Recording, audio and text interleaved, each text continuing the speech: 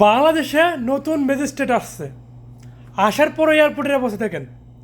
এই লোকটার বয়স কমপক্ষে 75 বা 70 বছর হবে। উমরা হজ মনসম্মত উমরা হজ যাত্রী লক্ষণ, এবং দেখা যায় যে উমরা হজ যাত্রী দেখা মানে মনে হচ্ছে।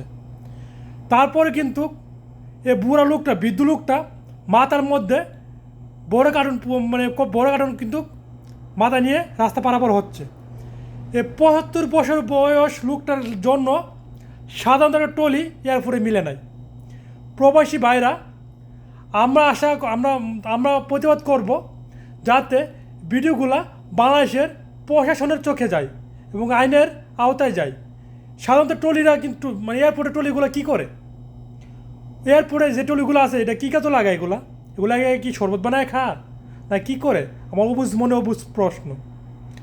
এটা 75 বছরের লোকটার জন্য একটা টলি মিলে নাই। কী রে ভাই, আমরা ইয়াং মানুষ না মাথা পূজা নিলাম বা কার্টুন নিলাম বা রাস্তা পারাপার হইলাম, এই যে বৃদ্ধ লোকটা, এটার কী অপরাধ? সে কেন মাথার মধ্যে পূজা নিতে হলো, কান্দে পূজা নিতে হলো কিসের জন্য? এর কি এই বয়সটা আছে? বাংলাদেশ এয়ারপোর্ট কবে উন্নত হবে একমাত্র আল্লাহ ছাড়া আর কেউ জানে না, শুধু একমাত্র আল্লাহ জানে। বাস অতটুকুই। ভিডিও ভালো লাইক কমেন্ট করবেন, পারলে শেয়ার করে দেবেন। আসসালামু আলাইকুম।